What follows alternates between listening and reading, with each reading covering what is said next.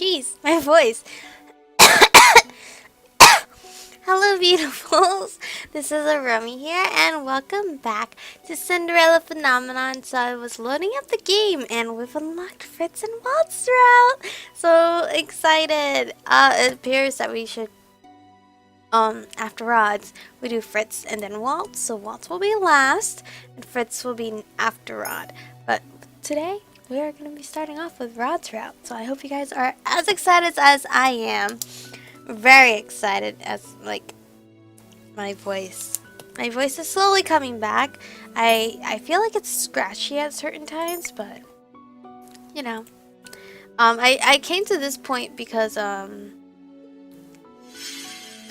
this that thing, but everything else we just had to skip forward because you know it's just nonsense.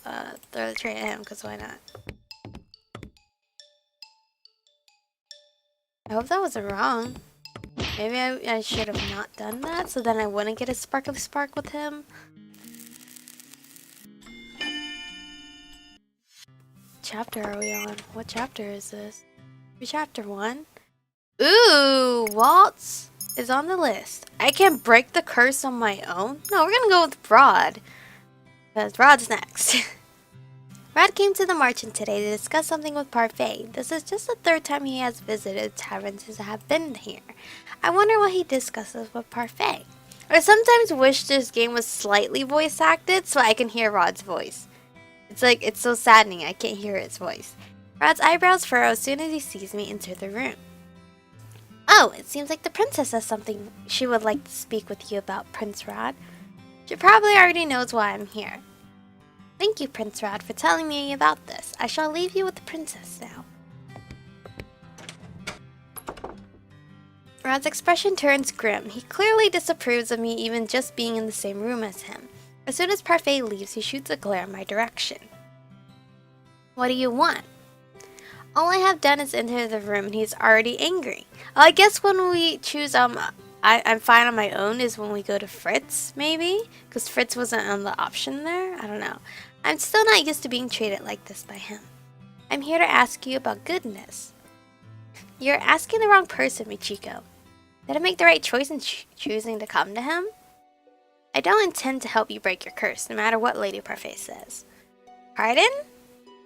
Emmy and my mother have tried to be kind to you many times, but you only ever respond with disrespect and cruelty.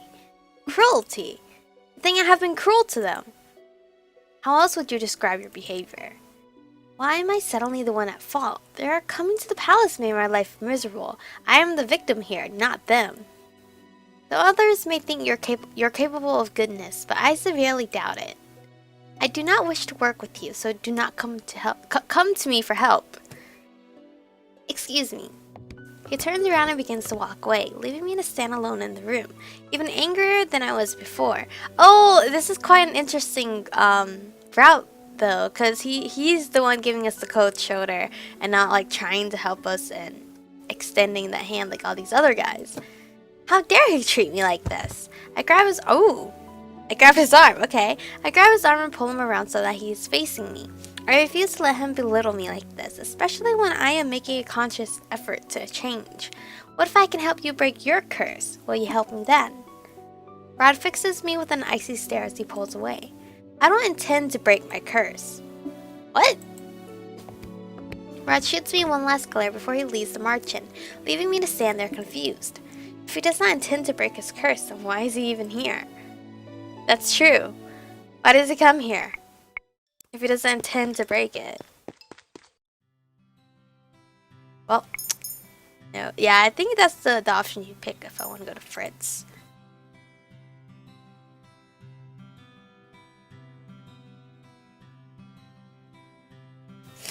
Oh my God. I glance over at Rod as he enters the tavern. That was almost perfect timing. He told me that he does not intend to break his curse, yet he is here again. Oh, he is here again? Oh, whatever. Rod must sense my eyes on him because the minute he walks in, he turns to look at me. His expression is as cold and unmoving as always. He pointedly leaves the tavern area and enters the reception. I follow after him. I told you to find someone else. What can I do to make you stop hating me? What? You said that whatever I have done to you or your family was bad, so if I reverse that, I might get a good deed. You truly don't understand how goodness works, do you? I would not be asking you if I did. Rat closes his eyes and rubs the back of his neck. He looks thoughtful, but also irritated. I intend to break my curse as soon as possible, and I will do whatever it takes. And it seems to me that the easiest way to achieve a good deed is to fix the supposedly bad things I have already done. So are you going to help me or not? Tell Lady Parfait I will see her another time. Oh, damn. He leaves the room without answering my question. I palm my hands into fists, and he calls me the cruel one. A month has... Oh, wow, a month? A month has passed and I have yet to complete even one good deed. Not for any lack of trying, though. I've been asking around... Oh, wait, I can skip this. Oh, thank God.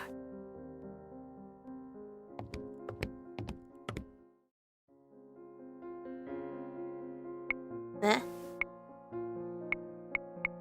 Alright, we can unlock all of them. This is Rod, though. Chapter 3, A Change of Pace. I will ask Rod if he will pair up with me. I know we don't have a good relationship. Rod has spared no effort in telling me how cruel I have been to his family, but I feel that rectifying whatever mistakes I made with them might be an easy way to get 3 good deeds. Oh, this is going to be very interesting. But Michiko, didn't he tell you that he didn't want to break his curse? Yes, but that may not be the whole truth. He is still reluctant to break his curse despite all the advice I have offered him. Perhaps you will be able to encourage him where I could not. I do not care if he, if he does not want to break his curse. I only need him to help me remedy the supposedly bad things I have done to his family. I believe that will be the easiest way to break my curse. But the problem is that I rarely see him here. He is usually at the palace. In order for this arrangement to work, I will need to be in the palace. I, for one, think it's a terrible idea. What if... Delora's voice trails off. She averts her gaze to the floor, her expression a mixture of anxiety and solemn consideration. What if what? Is there something I should know? Both the witch and fairy stare at me silently. After a few moments, Parfait speaks. You'll be far away from us, Princess. We would not be able to assist you. Witches could be lying in wait for you, knowing that you're the true crown prince of Angeli. They might seek to use you for their own purposes. What sorts of purposes? Why would the witches be after me in the first place? Many of them have been corrupted by the tenebrarium. Darkness has evaded their hearts, making them bitter. Many of them simply want to see the fairy tale curse continue on undisturbed. This is all just speculation, but it's better to be safe rather than sorry. What would you have me do? Delora? I have an idea. I think I can get her into the palace and make sure there's someone there to look out for her. How? Just trust me. Tomorrow the Ice Princess returns to her palace. I have a bad feeling about this. Same. Who's watching me? Oh, I'm a maid! This cannot be happening. Don't dilly-dally. The princess will soon be awake and expecting her new maid. I close my eyes and suppress the urge to groan.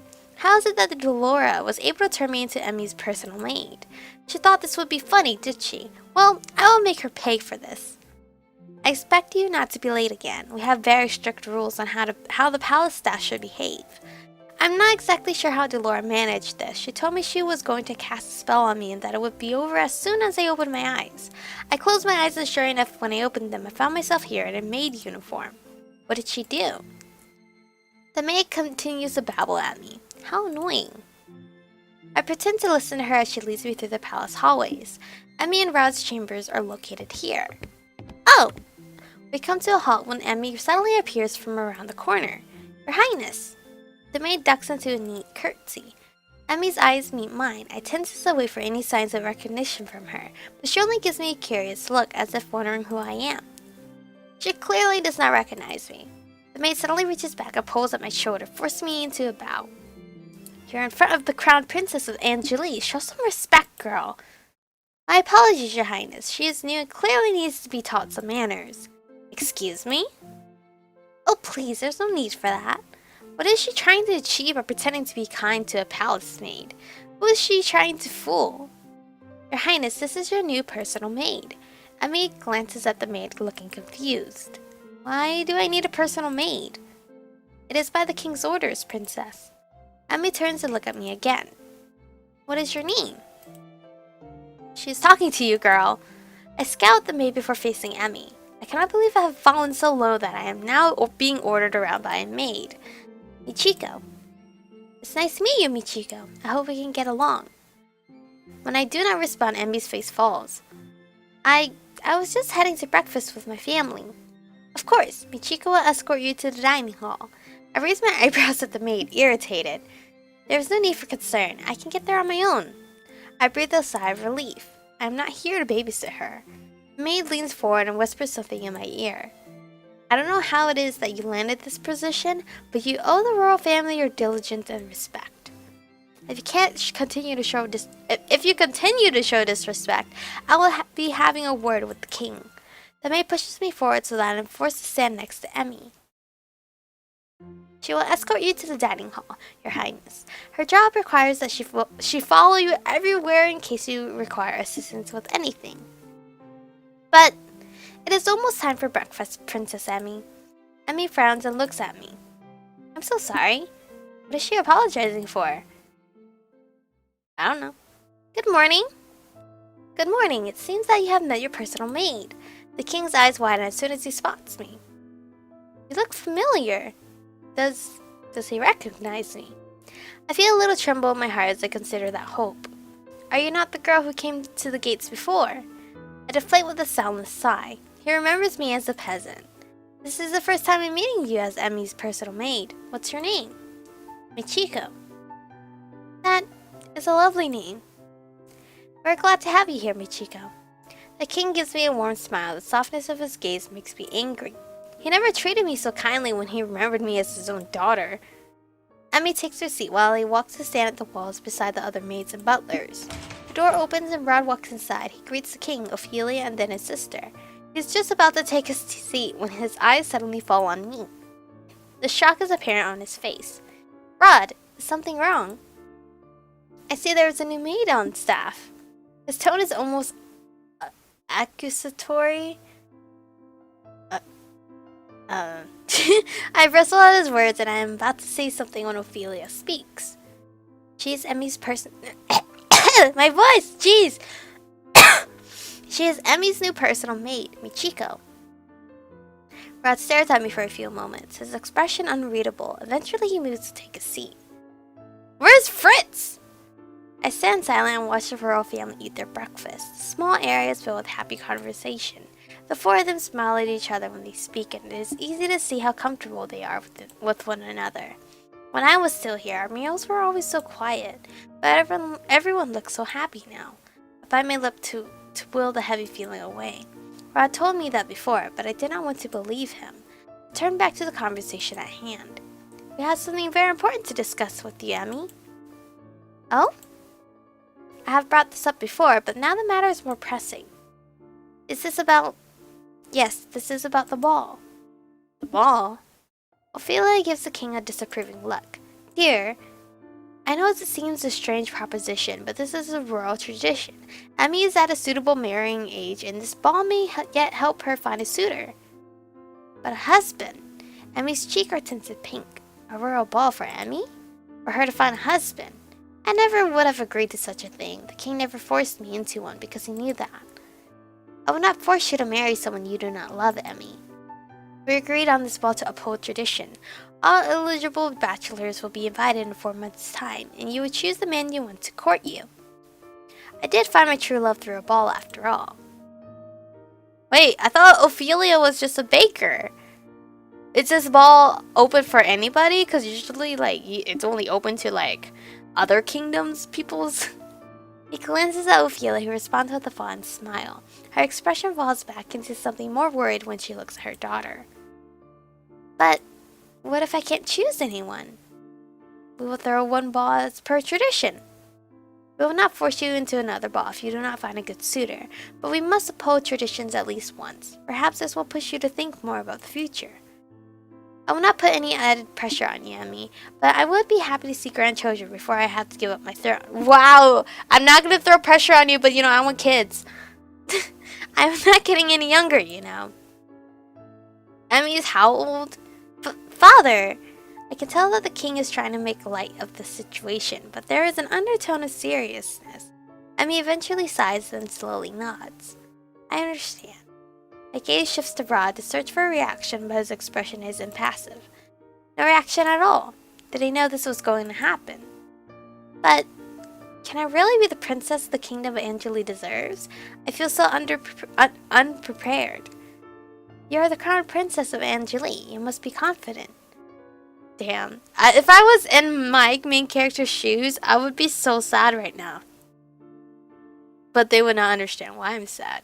Emmy looks down, looking genuinely distressed. I finished. May I be excused? But sweetheart, you've barely touched your food. You may. Go ahead. Because I'm going to force you to marry someone anyway, so might as well. Emmy stands up and ducks into a quick curtsy before rushing from the room. I do not move until I feel Rod's glare on me. I realize that I'm meant to follow Emmy. Excuse me. I curtsy and follow after Emmy. I barely make it a few steps away from the dining hall before the door flies open and Rod is rushing after me. Oh, hello, pretty boy. Do you need me? What are you doing here? Ooh, our first choice. Avoid the question. Rod begins to advance toward me, but he stops in his track when I speak. I do not have time to argue with you, Rod. If you're here to break your curse, then you're not getting any help from me. You're not the only person I can ask for help. I turn away from him to follow after Emmy, but Rod grabs my arm. I stop and turn and glare at him. What now? Where are you going? I wrench out of Rod's grip. Where do you think? I turn and walk away. Rod does not attempt to stop me. Was I wrong? Did I have to answer him? The last place I expect to find Emmy is in the throne room. Much to my surprise, I find her standing alone inside, staring up at the throne. Oh! When she turns to face me, she has a guilty expression on her face. I guess I had to answer him? I wanted to be cool just like him. Yes. I'm here to break my curse. You expect me to believe that when you had people offering help at the margin. Rod's expression changes, anger clear in his eyes. No, I know why you are really here. What are you talking about? You thought you might take back what is rightfully yours, didn't you? You have no qualms about hurting my family again. I stare at him, nonplussed by his accusations. I carefully quell the simmering anger inside me. The last thing I want is to be fired before I break my curse. I'm not here to hurt anyone, so stop accusing me of such things. We glare at each other in silence. Oh, I had to talk to him? Dang it. I had always thought that Rod was closed off and quiet, but his emotions are always blazing in his eyes. You shouldn't be here. Rod steps back, but his gaze is still fierce. I do not have time for this. I'm going to find Emmy. Why, so you can insult her? No, because it is now my job to attend her. Excuse me. Ooh, I like that. That was good. She turns to face me. She has a guilty expression on her face. I'm sorry. What is she apologizing for? I was very rude earlier, walking out on everyone at breakfast. Emmy gazes back at the throne and sighs. I'm sure any other girl would be happy to have a ball. I mean, it's like something out of a fairy tale. But she sighs once again and looks down at her clasped hands. It all sounds so perfect in the fairy tales. 3 days is all it takes before everyone found their true love. 3 days, holy crap. But I don't think that's how it works out in real life, do you? I have nothing to say in response when Emmy turns her beseeching gaze to me. I don't know how I'm supposed to marry someone I barely even know. Is this really what it means to be the crown princess? Isn't this precisely what you wanted? Excuse me? When your mother married the king, you became a princess. You went from rags to riches overnight. I cannot keep the bitterness from my voice when I speak. Your life is playing out like Cinderella, is it not? All you are missing are the glass slippers, and even then I am sure the king could arrange for a pair. I cannot understand why you are so unhappy. Neither can I. Emmy turns away from me to face the throne once more, and in the sun that streams through the windows I see something shining on her cheeks. Is she crying? I am so ungrateful. Hey Chico, what would you do? What? If you were in my place, if you became crown princess overnight, would you go through with the ball? For the sake of Angeli's tradition, for the sake of your role. I would never do anything so worthless. The king never brought up the subject with me. Oh, he most likely knew I would have refused. Emmy suddenly pats her cheeks and turns to me, a wry smile on her face. I could do with some fresh air. Shall we go to my friend's shop in town? No, I don't want to go. I have only just exited the throne room when Emmy stopped short and I almost bumped into her back. Oh! Oh, it's Mithras. Your Highness, what a pleasant... Uh-oh. Sir Mithras abruptly stops to stare at me. Why does Sir Mithras look at me so intently? Something the matter, Sir Mithras? No, nothing at all, Your Highness. I'm just... amused. Amused? Oh, you haven't met my new maid. This is Michiko. Chico? There's something in Sir Mithras' gaze that I do not trust. The silence is stifling, so I curtsy at him. Sir? Charming. He knows it's me, right? Sir Mithras turns his attention back to Emmy. Where are you off to on this pleasant day? Oh, just off to visit a friend. Make sure you bring your guards with you, Princess. Of course. Where's Fritz, yo? I know this is not his route, but we can still see him, right? I wonder what's taking him so long. Emmy decided to invite Rod to join us on her visit. One of the guards offered to get Rod for her, but he still has yet to return. Another stands with us by the gates, ready to escort us into town. Why does the king even keep these incompetent fools if they cannot find a single person? Maybe we should go look for Rod. But then, what if he gets here as soon as we go searching for him? I sigh. I'll go look for him. You can stay here. But you don't need to run errands for me. She has yet to ask me to do anything. What does she think a maid even does? I look at her solemnly, not answering her. Finally, she relents. Thank you, Michiko. I incline my head just slightly before walking off. I feel like a babysitter. I cannot believe I have to search for Rod. This is only slightly better than being dragged around by that broom. I turn around the corner and nearly bump into someone. I take a few steps back just in time. It's Fritz! Oh, Fritz, I haven't seen you in so long, my love. It's been so long. Princess?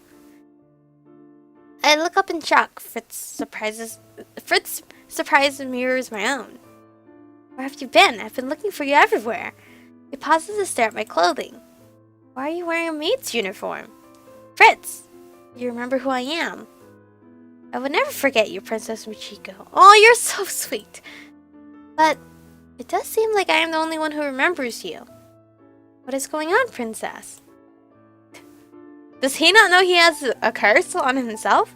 The only people who remember me are the witches, fairies, and... Fritz, are you? I stop when I hear the sound of approaching footsteps. Fritz turns at the sound and then stoops low into a formal bow when he sees Rod. Your Highness? Rod's impassive face twists up with annoyance when he sees me. Rod does not even acknowledge Fritz as he walks past him to stop in front of me. Shouldn't you be attending to my sister? I don't understand. Prince Rod, do you know why the princess is dressed like this? Rod is clearly just as surprised as I am that Fritz remembers me. You recognize her. You remember the princess too? But if you knew, why didn't you say anything when she first went missing? And can someone explain to me why she's attending to Princess Emmy? This is Fritz. I cut him off before he can ask any more questions. I feel Rod's gaze on my back as I turn to look at Fritz. No more questions. Princess, right now I'm a palace maid. Oh, a what? It is a long story and I have no time to explain now, so do not ask. Fritz is clearly discontent. He seems to struggle for a few moments before he finally sighs and nods. Yes, Your Highness. Though it is nice to hear someone here speak my title, it will not do if Fritz calls me that on accident. It is just Michiko for now. But, I turn to face Rod.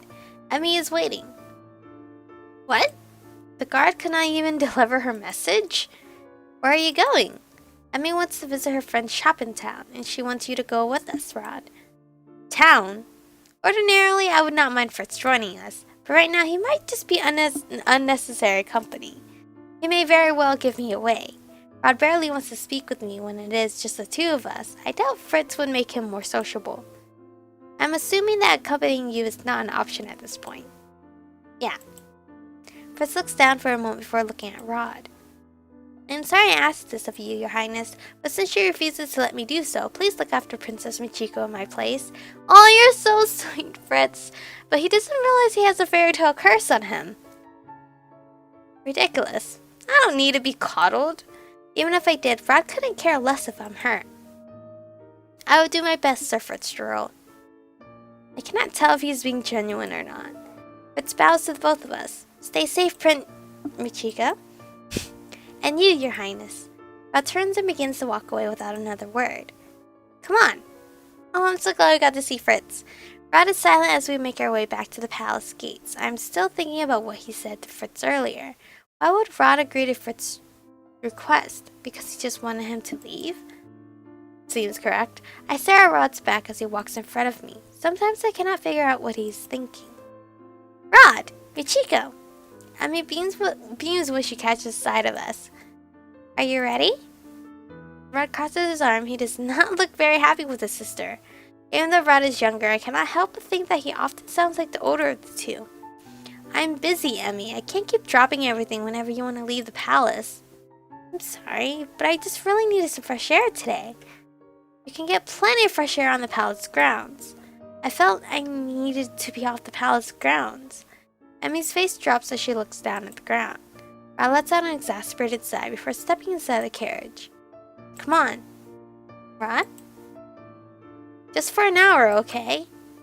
Thank you. It's not an hour. It's never an hour. Never. I soon come to realize that it is easier to walk around town now that everyone has forgotten who I am. The atmosphere around town feels brighter. All the spiteful stares are gone. Princess Emmy! Oh, how are you doing? Is your wife feeling better? Emmy has responded to most of the people who know her. She seems to know a good majority of the people in town. I hang back as Emmy speaks with the man. The night escort hovers somewhere nearby, watching for disturbances. We're going to take longer than an hour if she continues like this. I'm not going to rush her. Don't you need to return to the palace to continue whatever work it is that you are doing? Rod raises an eyebrow at me. I do have to get back to my studies, but my family always comes first. Oh, you're really cute. That's cute. If this makes Emmy happy, then I would gladly come with her to town. It's a small thing. Happy. I look more closely at Emmy. She is smiling, but then she is always smiling. Oh, she always smiles. I don't understand. She's more at ease talking to townspeople sometimes because they don't judge her. Why would she have to worry about being judged? It is clear that everyone adores her. Emmy takes the man's hand in hers as she wishes him well. Rod points out the gesture. See that? That's goodness. You can learn something from my sister, Michiko. Is goodness pretending to be interested in the lives of strangers? Emmy eventually says her goodbyes before walking toward a familiar store. This is the toy shop I visited with Emmy and Rod before. I glance at Rod and notice the expression on his face. He seems conflicted. But why? But before I can ask, Rod marches in front of me and decisively pushes open the door. When I enter, Emmy is already hugging the shopgirl. Viorica? Emmy, you look so beautiful as ever. Oh, please. I look the same. You, on the other hand. Emmy steps back before nodding, a bright smile on her face. Being in love suits you when it's a wedding. Wedding? She's already engaged? I catch a small movement out of the corner of my eyes and turn to glance at Rod. I notice his fingers clench into a fist before he quickly hides his hand behind his back. Ooh! Did Rod like this girl? Though his expression is as impassive as always, I notice a tenseness in his shoulders. Desimon? Desimon and I haven't set a date yet, but it should be soon. Would you... I'm gonna call her V. V trails off when she notices the rest of us. Hello, Rod. V. V, because I can't pronounce her name. His tone is surprisingly static. Last time he was here, I was sure he sounded friendlier. So, what can I help you with, Emmy? Looking for another doll? Another doll? But Emmy isn't interested in dolls. Oh no, I'm just here to see you. I can't stay for long since Rod has things to do. Emmy, I'll wait for you outside. Oh, okay.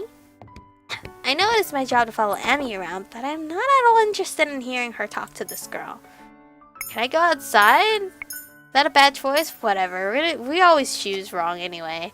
I always go back. My time might be better spent trying to improve Rod's opinion of me. If I could get him to tell me precisely what I've done wrong, I can make up for it. I hope that would give me a good deed.